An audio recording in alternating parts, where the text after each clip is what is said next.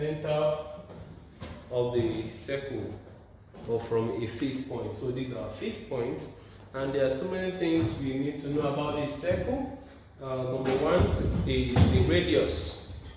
So the radius is the distance between the fixed point and any part of the circumference. So we call this the circumference of the circle. This is the fixed point, which is also called the center of the circle. So we have the radius here is a straight line that joins the center of the circle and touches that joins the center of the circle to any part of the circumference.